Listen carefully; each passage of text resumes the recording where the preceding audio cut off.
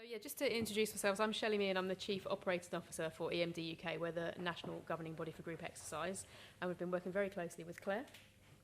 Hi, I'm Head of Campaign Activation at Sport England, working specifically on the This Girl Can campaign. I'll kick us off. Sorry, You say that, you do. Yeah, yeah, you go for it. I'll kick us off. So I'm just going to give us some, before we kind of go into This Girl Can classes, just to give you a bit of context on the This Girl Can campaign as a whole and kind of where it came from, why we started it in the first place. So you can see here, this is the Sport England's Active Lives study, which shows you the persistent gender activity gap that exists between men and women. So women much less likely to meet the CMO guidelines as men, and also much more likely to be inactive. So that's doing less than 30 minutes of exercise a week. So This Girl Can ultimately was created to try and tackle this by increasing the number of girls and women taking part in sport and exercise, but more than this, wanting to change the way they think and feel about exercising and changing the opportunities available to women becoming active as well. So our research investigated what it was that was stopping women from being active and revealed what we refer to as the fear of judgment as a significant barrier to women getting active. So not feeling fit enough, showing their body, worry about wearing tight clothing, all concerns that lead them to feeling judged by others when being active. And we know that the way women are portrayed exercising is unrealistic, and this plays a huge role in exacerbating these fears. So if you do a Google image search for women exercising, we know that the majority of results show slim, toned women perceived to be size 10 or smaller. Barely any of them show women as being sweaty, red-faced, visibly out of breath, or finding their activity challenging. And you'll notice that only a small portion of those results appear to show women over 35, let alone over 50. So we launched This Girl Can to celebrate a realistic vision of women exercising and to encourage women to be active in ways that work for them, regardless of age, background, or ability. After the first phase of the campaign, we were able to report that 2.8 million women aged 14 to 40 were more active, either they tried a new type of exercise or increased the amount of time exercising as a result of seeing the campaign. Fast forward quite a number of years, and our latest phase of the campaign, which launched earlier this year in February, we focused on the fact that not only is there a gender activity gap, there's a big difference in the percentage of men and women who say they actually enjoy being active, and we call this the enjoyment gap. We know that enjoyment is the biggest driver in engaging people in sport and physical activity, so this is something we need to take really seriously if we want to continue to impact women's activity levels. At This Girl Can, we strongly believe the enjoyment gap is not inevitable and is completely fixable by challenging the practical and structural obstacles that make activity feel less welcoming for women. And through our research, we've identified 4 action areas where the sector can focus their efforts to help shrink the enjoyment gap, which you can see on the screen here. So, suitable, designing your offer to cater for your community's specific needs and considering their cultural and practical requirements, as well as ensuring timings are considerate of their competing priorities. Self-affirming, creating an environment where members feel confident and comfortable in their own skin, regardless of shape, size, or ability. Social, having a support network or feeling part of a bigger community. And safe, creating spaces where women feel emotionally and physically safe, free from harassment and intimidation. Now, we started developing This Girl Can classes back in 2019, long before we'd coined the term the enjoyment gap, but they're actually a great example of an initiative that really embodies all 4 of these action areas to ensure women have a truly enjoyable experience in their sessions, because it's been completely designed with their needs and their barriers in mind from day one. So in terms of looking at why we decided to come up with this particular, or why we started to develop this particular concept, as I mentioned previously, we knew from our existing research that a big barrier for women was not feeling fit enough, which meant in many cases women didn't feel capable of joining activities in case they were unable to keep up. Less active women told us that when they thought about the types of people who went to the gym and fitness classes, they talked about fit or sporty people wearing lycra, the mental shortcuts that people make to create an idea of who goes to the gym or classes, who it is and isn't for, and whether it feels safe and suitable for them. And these thoughts can further contribute to not feeling fit enough and worries about not feeling capable or able to keep up. high percentage of women participate in fitness activities, making it one of the major activities which contributes to overall active minutes for women. But exercise classes can feel intimidating to the less active, even if they are attracted to the prospect, as the enclosed group atmosphere can heighten fears of being judged for not being able to keep up, for being overweight, for being uncoordinated. Often, classes are an hour long and of high intensity, with equipment and movements that people may not have done or used before. Many of the recognised brands on the market are aspirational rather than reassuring, and although some providers do run beginner classes, they aren't the norm, and they often aren't run at peak times. Furthermore, there's no standard or recommended way to do these or market them in order to reassure and therefore attract less active women. So by widening the appeal of fitness classes for less active women in these venues, in the exercise type we already know has a high appeal to women, as well as improving the retention of women engaged in the classes, we felt this was a great opportunity to make a significant contribution to tackle the gender, activity and enjoyment gaps.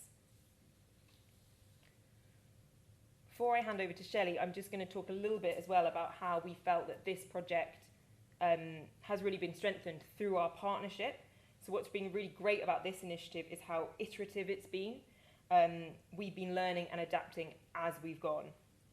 We've maintained a really strong collaborative approach, which has made the project far stronger than if it was a case of simply Sport England awarding EMD some funding and walking away. We've assembled a multidisciplinary team across both organisations alongside external experts and research partners to ensure we were creating something that was going to have an impact. It's definitely been a learning curve for both organisations. We've never used the brand in this way, we've never kind of collaborated in this way before, but we've made a real effort to keep regrouping, keep refining the product and keep refining how we work together especially alongside the main campaign, so it feels really connected and keep sharing insight that can really help shape the direction of the product. I'm going to hand over to Shelley now to talk us through a bit more of the detail of the project and what we've done since then. Thanks.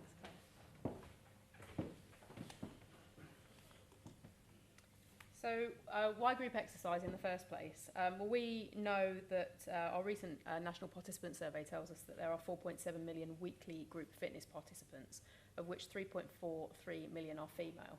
So it's an activity which over-indexes on women and girls engagement, and that's something that obviously we wanted to utilise and harness the power of that as part of our work with the This Girl Can team.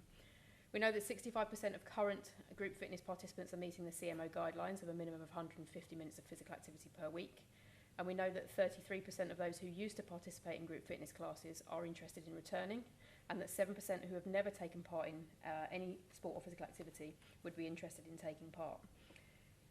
We do also know that 55% of those group fitness participants who are currently involved in group exercise, they're not doing any other sport, exercise or fitness for a year or more prior to taking part in group fitness classes. And this is something that is really, we find quite interesting, is really interesting to us, because as a I won't say sport, as a physical activity, as a sector, it's such a broad offer. If you think to what is on offer in your local leisure centre, in your local community, your local village hall, there is a plethora of offers, and this is everything from low intensity opportunities all the way through some of the kind of high intensity activities that you might see. So there's a real breadth there that can appeal to everybody, in my opinion, but I would say that. But I think that there is potentially something there for everybody that they can get involved in, and increasingly from a demographic perspective and from an age demographic perspective, there's definitely and certainly something there for everybody. And we are seeing across the board that from seated exercise with some of the participants who might be taking place who are older or might have longer term health conditions is definitely growing. But also we're seeing that a younger population starting to become much more interested in activities like Pilates and yoga as well. So there's definitely something for everybody that's there. As Claire mentioned, we've been learning as we've been going, and certainly trying to launch a pilot for a programme in January of 2020 presented us with quite a few problems, as you can imagine. I think we got about a week into the first pilot before everything shut down, including this, which has led to us having a number of challenges. And I think that part of the journey that we've been on it's been really important for us to understand those challenges and learn from this and to try and adapt as we go. So I just wanted to run you through some of the successes and some of the challenges that we've seen over the course of the last 4 years now. So if we look at some of the key challenges, we know that engaging participants, especially when you're trying to target those who are inactive or have been inactive for some time, perhaps have never been active, is a real challenge. You know, we're not going to bring somebody from complete inactivity into a fitness class through a social media advert. So there has to be much more partnership working and stronger interventions. Whilst the product was built on insight and was built around removing the barriers that women had reported to us as part of our insight in building the programme, we've tried to remove as many of those barriers as possible, but there are still a number of barriers that persist and remain concerns. And you can see some of these on the screen. This comes directly from some of our participant insight. Women are still concerned that they're going to be unable to keep up, even though we've built something which means that won't happen. They're self-conscious. They're worried about their levels of fitness. They're a little bit unsure about the types of exercise and what it means to take part in the type of exercise that is on offer. They're worried that others are better than them. They don't know the instructor. Is the instructor going to be somebody that they like, that they can relate to? They've got no experience. They don't know what to wear. And there are, some people that were attending that were absolutely fine. They didn't have any concerns. But we still see across the board that participants, even though they're taking that first step, are concerned about a number of areas before walking into that class. As we've been moving through the instructor training for the programme, we've noticed that group fitness instructors' delivery skills for beginners in some areas, not in all cases, have been lacking, quite frankly.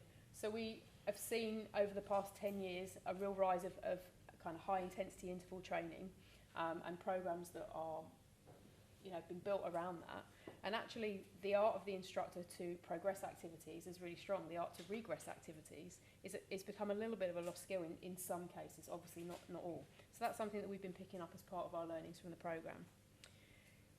The class itself covers a range of group exercise disciplines to allow people to try different type of group exercise to find what fits for them. That's a challenge for the instructor because they're having to learn lots of different content to make the class work. But also some of the pressures put on this project, not least COVID, but also things like the cost of living crisis and the energy crisis have been challenges for us to deal with and for the workforce to deal with. Predominantly our workforce within the group exercise space is self-employed, sole traders. Some might be employed, but employed by multiple providers. So these are people that are piecing together a living in a variety of ways. Now the cost of living crisis has led to increase in venue hire and pressures put on income. It's led to people losing classes at leisure centres as people squeeze their own timetables to make sure they can afford to continue to offer what they're offering in the local community. So this has all had an impact on instructors not wanting to risk, for example, trying something new or paying out for a venue and not necessarily knowing what return they might get from that. So these are challenges that we've been looking at. And the energy crisis, you might think, hang on, this girl going classes, group exercise, why is that an issue?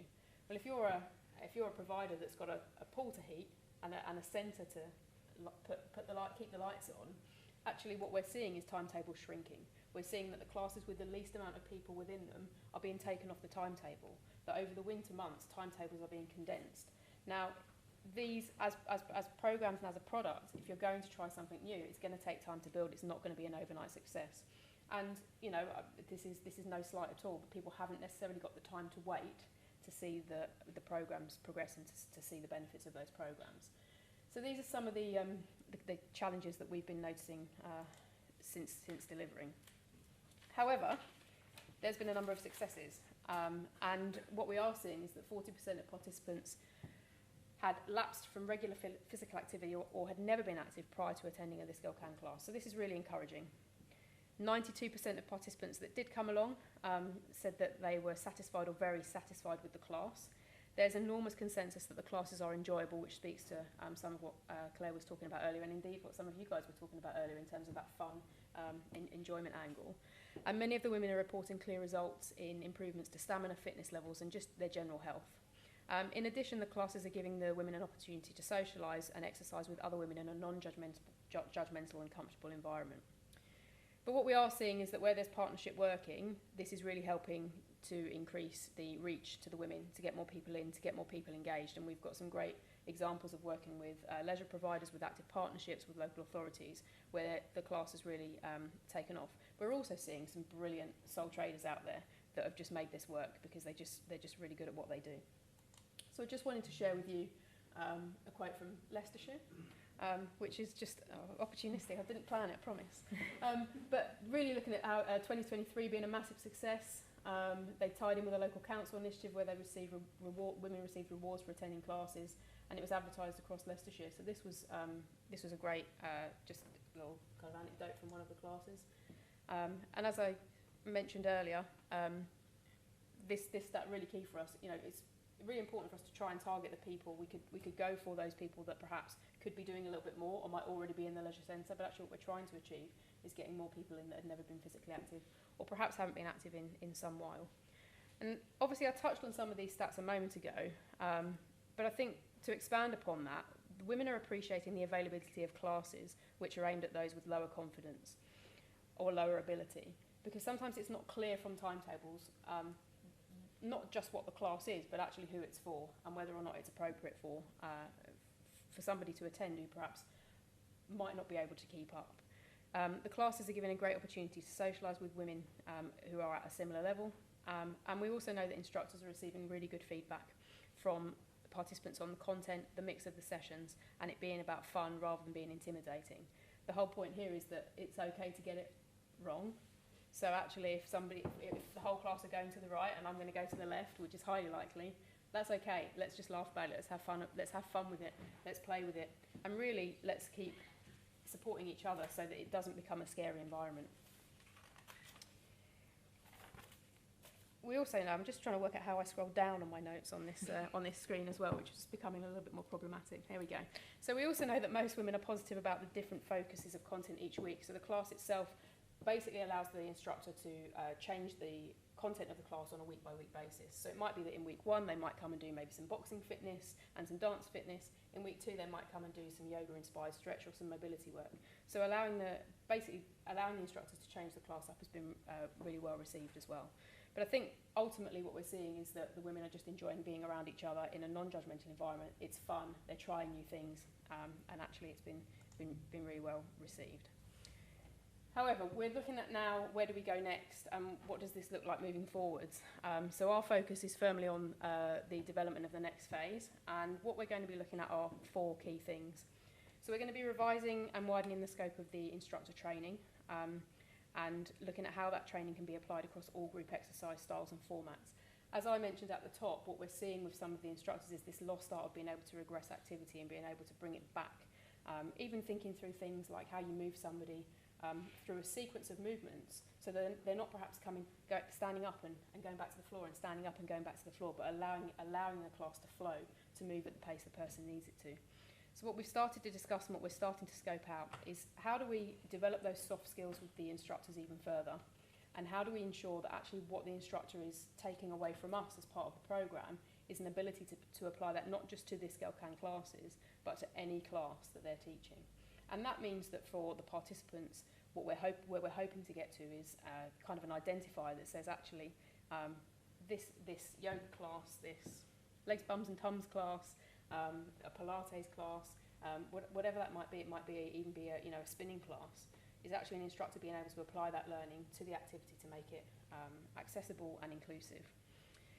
We're also looking at how do we support the leisure operators. We get a lot of leisure operators coming to us to talk about their timetabling. Have we got any leisure operators in the room? Oh, no, we haven't. But looking at and helping them to look at what their what's on their timetable, what is their offer, because we've got some brilliant global brands out there. You'll have heard of Les Mills, and Les Mills programs are in a number of sites, and a lot of the operators are developing their own programs as well. But again, really making sure that there's a beginner-friendly offer that is easily identifiable on that timetable is really, really important. And then for us, building an instructor community, building a community of those people who are out there delivering physical activity within your communities, and championing those people is at the heart of what we do at EMD. And I think that for us, some of these people are really highly skilled professional people with level 3, level 4, and some professional people who can really play a part. We've heard a lot about partnerships with the health sector today, this afternoon, and these people are people that specialise on working with special populations and can really play a part in what you're trying to achieve. So for me, I'm kind of sport through and through. I've worked in sport all my life, And I think there's been a definite shift around where fitness instructors and fitness professionals fit within that landscape to where we were. I know when I came in as a club and volunteer officer, some probably 20 years ago now. So actually, how do we build that community, and how do we therefore promote that community so that the likes of yourselves can access that workforce as well to help with your agendas? I think that's it. Yep, that's it. If you, obviously, I think we're going to take questions. If you've got any questions, you can drop the team a note on the email address on the slide as well. But I think otherwise we'll hand back to our chair.